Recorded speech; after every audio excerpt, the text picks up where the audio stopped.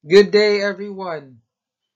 So, before we formally start with our discussion for today, I'd like to introduce first myself to you. So, I know that some of you have already known me, while some of you have not. So, for the benefit of those who have not known me yet, I am Mr. Neil Michael G. Olivar, and I am 30 years old. And currently, I'm working at Casate Elementary School sa DepEd ko, handling grade 5 classes. Now, I am connected to BNSC since 2016 as part-time instructor. Then, as to this course, Assessment in Learning, I have been handling this subject for a couple of semesters na. So, in this semester, I will be with you, you as my virtual students and me as your virtual instructor. So we will be navigating, we will be learning deeper, more on the principles of assessment in learning. So in here, you will appreciate and you will know the different concepts and the importance of assessment of learning in the school or in education. So as you can see, our first lesson is entitled The Basic Concepts and Principles in Assessing Learning. So obviously, this lesson will just have to tackle, to define, and to get the essence of assessment in learning. We will know here the definition of the different concepts related to assessment in learning. So, the book that we will be using for the entire semester is this. Okay. If ever makaadto mo sa National Bookstore, and then makita ninyo siya nga book, please grab a copy kay this book is very important and very helpful for you as pre-service teachers, as teacher education students. Kay importante man ning assessment in learning because this will um, help you become a great or a better teacher to your future students. So you will know here how important assessment in the context of education. So, so let us first unlock the term or the concept assessment in learning. So we'll define first the term assessment. Assessment is rooted in the Latin word assidere, which means to sit beside another. It is generally defined as the process of gathering quantitative and or qualitative data for the purpose of making decisions. So in a broader sense, the basic purpose of assessment is to make decisions. Meaning the data you gather from let's say from the people, from your students, will be used by you in making decisions. So assessment is very important in decision making. So let's now associate assessment in learning. So we'll define here assessment in the educational context. So assessment in learning is the systematic and purpose-oriented collection, analysis, and interpretation of evidence of student learning in order to make informed decisions relevant to the learners. So I'd like to highlight first the word systematic. Systematic in the sense that this assessment in learning follows steps, follows carefully chosen steps. Yeah, purpose-oriented po siya. Purpose-oriented collection, analysis, and interpretation of evidence of student learning. So, what is referred here as the evidence of student learning? This might include the scores of the students, the grades they get from a particular test or from particular performance. So, i-collect ni siya sa mga sa teachers. Kanya, this this data or these grades or this evidence being gathered by the teachers will be used by them in making informed decisions relevant to the learners. So example, um, magama ka o mag-decide ka whether these children deserve to pass your subject. So you should have your basis. You cannot just jump into decision of failing these students. You have to gather first evidences like test scores and grades or performances sa mga bata prior to making judgment, prior to making decisions.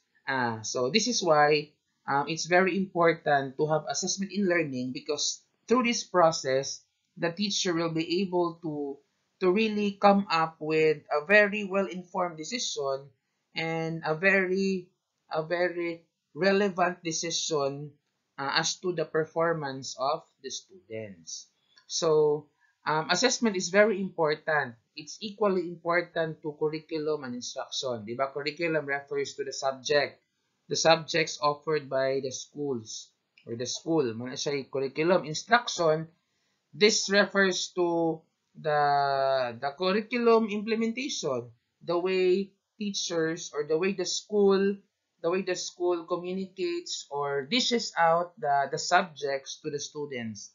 The teaching and learning process refers to the instruction. Now, how can we say that the instruction is excellent? How can we say that the teachers are performing well in the teaching and learning process? Or should I say, how can we say that the students have learned about the topic, have learned about the content, di ba? So, kung sa may itong buhaton na makaingon ka nga, these students have really learned about the topic. So, the teacher will have to undergo assessment. The teacher will have to assess the students' learning. So, that's how important assessment in learning. Meaning, gi-assess ni teacher, gisukod ni teacher how far the students have learned about the topic, how far the students have mastered a particular content, a particular skill or competency. So that's how important assessment in learning towards the education, the quality education of our children. Okay. Okay, there are other concepts related to assessment in learning. So these are measurement, evaluation, testing, and grading. So these four concepts are under the umbrella of assessment in learning. So meaning to say, these four concepts have something to do with assessment in learning because they are interrelated. Okay, first is measurement. This refers to the actual collection of information in student learning through the use of various strategies and tools. So from the word itself, measurement, to measure. So the teacher here is measuring or getting data from the students, the actual collection of information.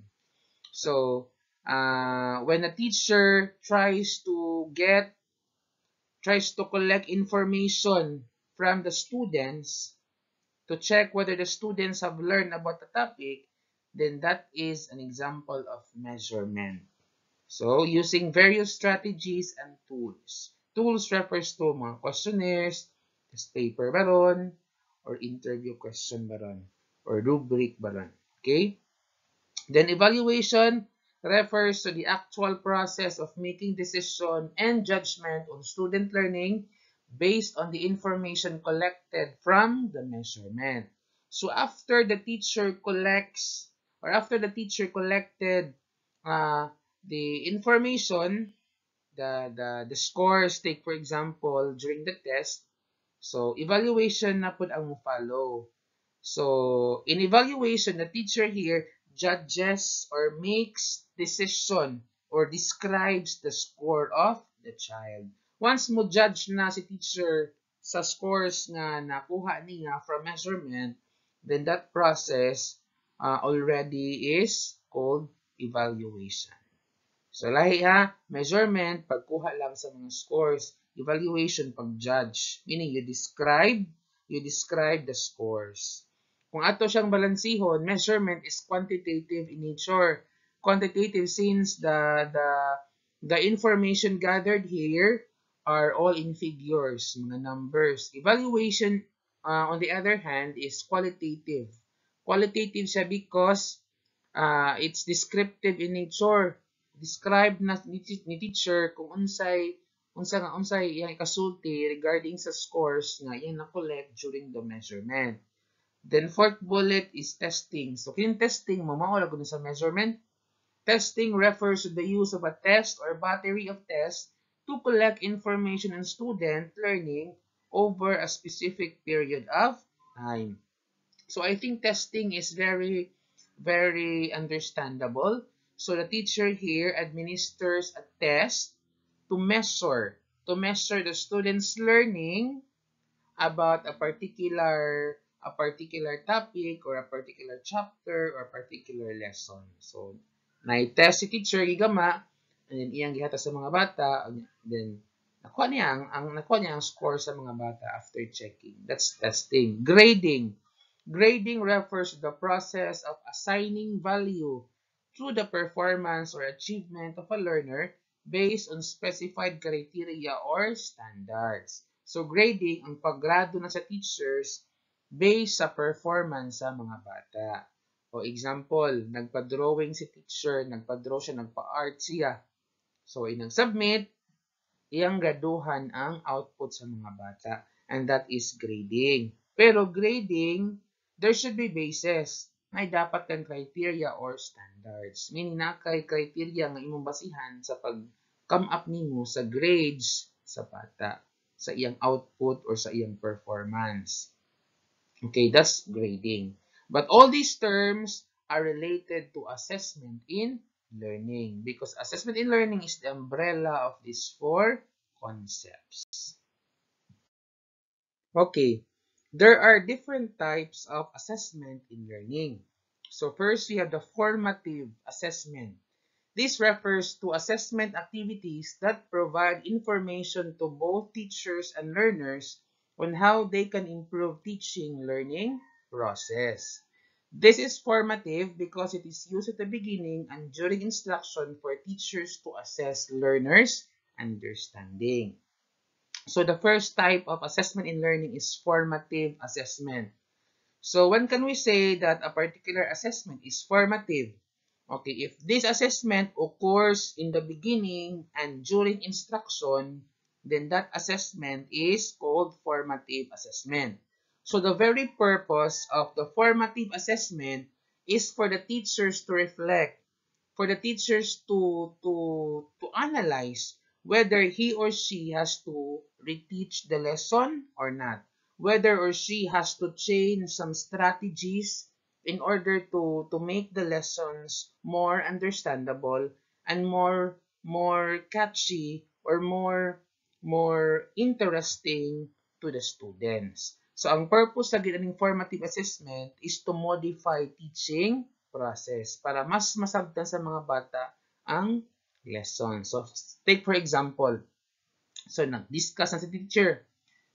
In the middle of the discussion, si teacher nangutana, again, what is meant by, yan na. And then, who can give me another examples of, so these are examples of formative assessment.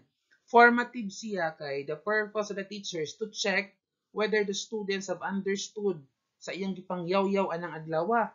So if ever the teacher finds out that all his or her students have have answered the questions, then meaning to say, successful ang delivery ni teacher ana nga particular nga lesson.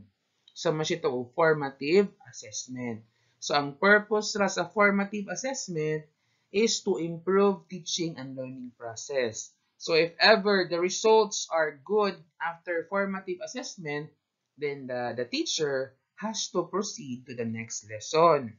If the teacher finds out low scores during the formative assessment, then the teacher has to reteach the lesson or the teacher has to use another strategy in delivering the lesson. Kaya kini pong formative assessment, mao man ni siya po apil man po ni siya ani 5-item test or 4-item test na ihatag after the discussion. So, man siya formative assessment. The scores in the formative assessment are recorded but not graded. I-record siya. I-record pero di siya apilong kwenta sa grado. Na naman, because the purpose of administering this formative assessment is just for the improvement of the teaching and learning process. So again ha, kung balikon, ang formative assessment, pwede siya ipangutana or buhaton sa beginning sa lesson, pwede po during sa lesson, anang adlaw. Unya apil na pud aning formative assessment kanang test nga ihatag sa teacher after niyang mag-discuss ana nga particular na topic. So, nag-discuss si teacher, human ninghatag siya test, mubo nga ang coverage sa test kato na pong iyang gi-discuss anang adlaw. So, pag-check na nila tanang bata nakuha, then meaning effective ang delivery ni teacher. So the teacher has to proceed to the next topic. Pero kung opposite, like gamay score ang bata, makapasar. So the teacher has to reteach the lesson using another strategy, using another approach. That's the purpose of formative assessment. Pero again, formative assessment can be also not kanang in a form of katong paper and pencil nga test. Pwede siya in a form of question lang. Nga in the middle of the discussion, the teacher will throw a question to check the understanding of the students. Inagpangutan ng teacher, naka-answer ang bata, so padayon si teacher og yaw-yaw. So those are examples of formative assessment. Now we go to summative assessment.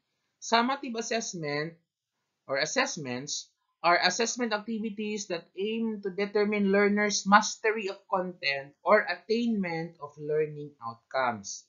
They are summative as they are supposed to provide information on the quantity or quality of what students have learned or achieved at the end of discussion. So from the word itself, summative, meaning this type of assessment summarizes all the learnings of the students. So harvesting time na ni siya. So kining summative assessment ihatag ni sa teacher towards his or her students to check how much the students have learned in a particular unit or chapter or quarter or semester.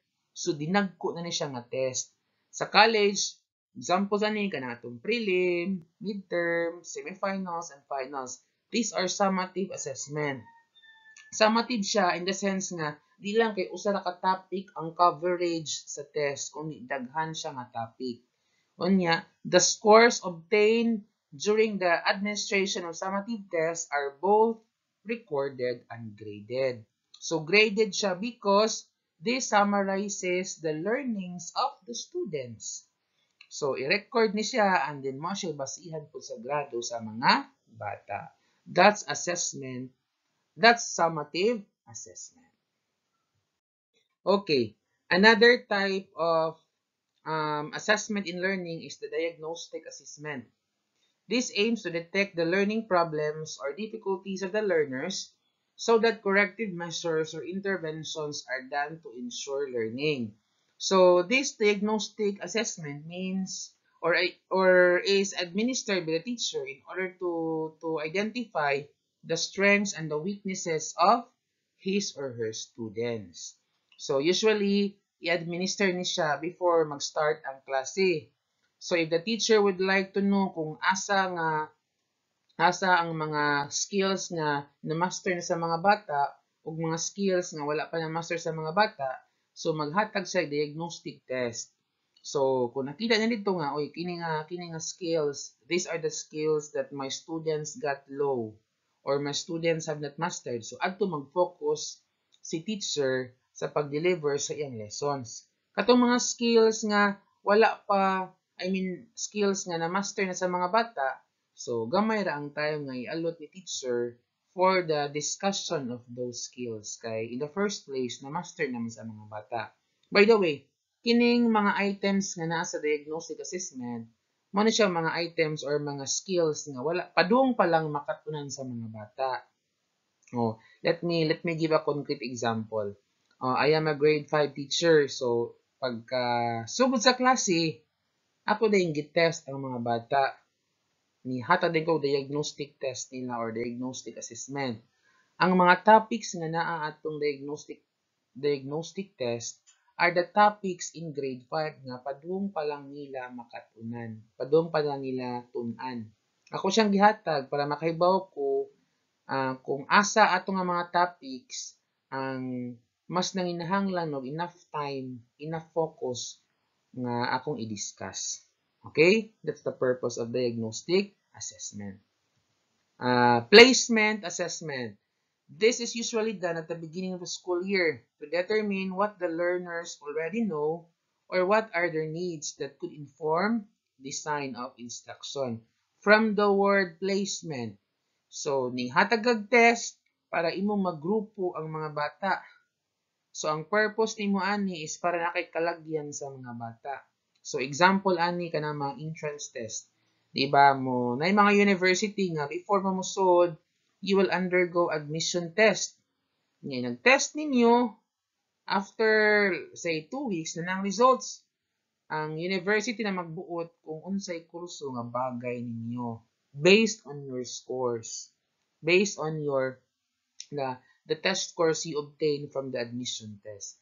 That's one example of placement assessment. So, namoy para ma-play asa mo dapat angayan ibutang. Ikaw imong base sa imong scores, angayan ka nga BS Ed Math ka.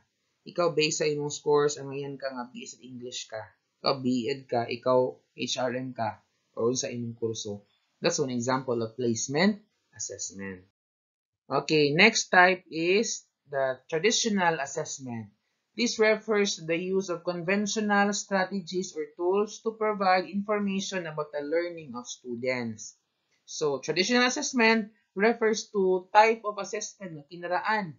Paper and pencil test is one best example of traditional assessment. Kinaraan siya nga type of assessment. Unya, this type of assessment doesn't measure the actual learning of the students. Ano man, test naman siya. Pwede man nga gi-memorize lang sa bata, mao na perfect score siya. Pwede man nga nakatuon lang siya para mao na dako siya og score. So dili nga naka-authentic or ka-real, genuine ang score sa bata obtained from traditional assessment kanang paper and pencil nga test. Okay. So, palagi tayo nang mag-discuss ka. Yung topic is about how to cook sinigang na bangus. Nya, gusto man ka makahibaw nga nakahibaw ba ang bata on how to cook sinigang na bangus. Igamit ka traditional nga assessment imus lang gi-test.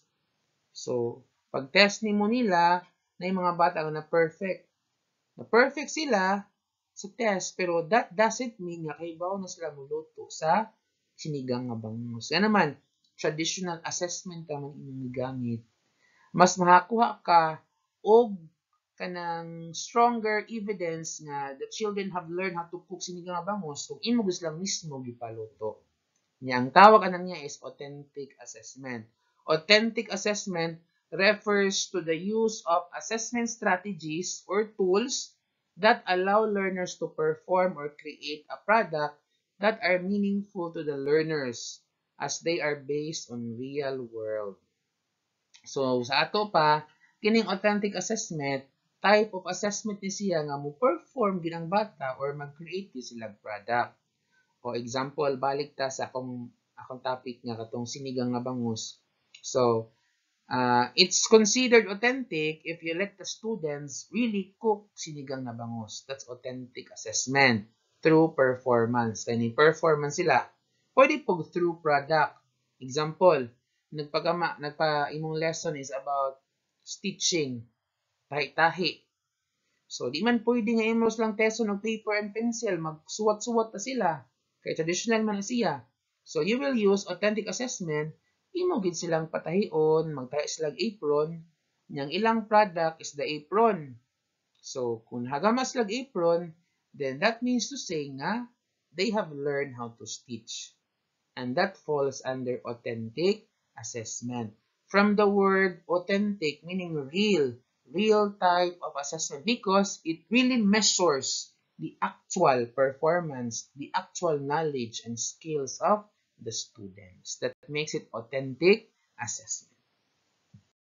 Yes, there are also principles in assessing learning, and these principles are really of great help for us teachers in order to assess our students in the right way or in the correct manner. First, assessment should have a clear purpose. First and foremost, before you administer an assessment, you have to have first a clear purpose. Why do you conduct a particular assessment?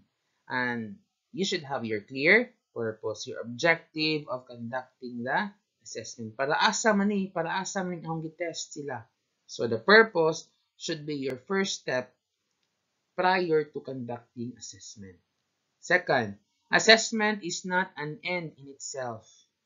Meaning, inaghuman nimog test, na kay test results gathered from the students, you should not stop there. You have to utilize the results obtained from your assessment in order to to improve your instruction, in order to improve the teaching and learning process. Nakita nimo nga my students or majority of my students obtain low scores. So I have to modify my instruction. I have to find more effective strategies to be used. Muna siya, assessment is not an end in itself. It's just the beginning. So you have to have the so-called the utilization of results in order to help students learn about the lessons better. Another, assessment is an ongoing, continuous, and formative process. So it doesn't stop. Assessment is cyclical. It's like a cycle. It doesn't stop. Assessment is learner-centered. So meaning to say, in crafting assessment, you have to focus on your students, their readiness, their needs, their background. Kaya di man siya dapat teacher-centered nga, kinilang ang i-test, kaya dali at check on, sayo mo nag-check na ako. No, that's wrong. When you craft your assessment, you should always consider your students because assessment is learner-centered, not child-centered. Assessment is both process and product-oriented. Correct.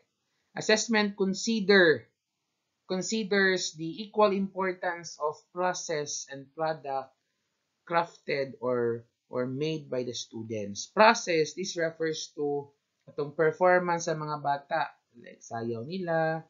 Product-oriented po siya because the students also may submit outputs kanang muhatag sila outputs that will serve as the evidence of their learning. Para ganina katong maggama sila apron or pwede pod mag-drawing sila ang ilang painting, mo ilang output, mo ilang product tibali which would serve as their evidence of their learning. Another, assessment must be comprehensive and holistic. So meaning to say, when you give assessment, you do not just consider one particular aspect of the child. Dapat holistic siya, meaning cover tanan niya nga mga aspects sa iyang life. Example sa iyang mga multiple intelligences dapat ma-cover gina siya inag-conduct nimo sa imong assessment. Kay kung comprehensive siya o holistic, it will yield a result that would really represent the learning of the student. Okay, kay di man ka bias kay imong cover tanang aspect sa iyang life as a learner. Another, assessment requires the use of appropriate measures. Okay, when conducting assessment, especially kung mga paper and pencil test like mga summative test, dapat your test should be valid. Your test should be reliable. Kasaligan sa di bias. Naiuban nga teacher nga mohatag og test nga makaingon na estudyante nga wa ni kaagi ani. So something is wrong with your tool. Something is wrong with your test. So that violates this principle nga assessment should require the use of appropriate measures. Assessment should be as authentic as possible. So if possible, we should always use authentic assessment for us to gather or for us to obtain authentic results, for us to obtain real grades, for us to obtain real information about the students' learning. So that ends our discussion for today's lesson. So I hope that you learned something from my video presentation. So for your first activity, you're going to answer the following questions comprehensively. Okay? So first question, complete the table below in order to compare and contrast assessment in learning with measurement, evaluation, testing, and grading. Then, so natay table diha, na itulo ka columns. Then, 1, 2, 3, 4. Assessment and measurement. Imong i-verso sila. Unsa ilang similarities, ilang kapariha, isuwat nimo diha. And then, unsa po ilahang differences, isuwat po nimo sa atbang. Okay? Then, that corresponds to 80 points. Then, number 2, how important is assessing student learning? That corresponds to 20 points. So, thank you so much, class, for staying with me, for listening with me in our discussion. So, see you in the next lesson. Goodbye.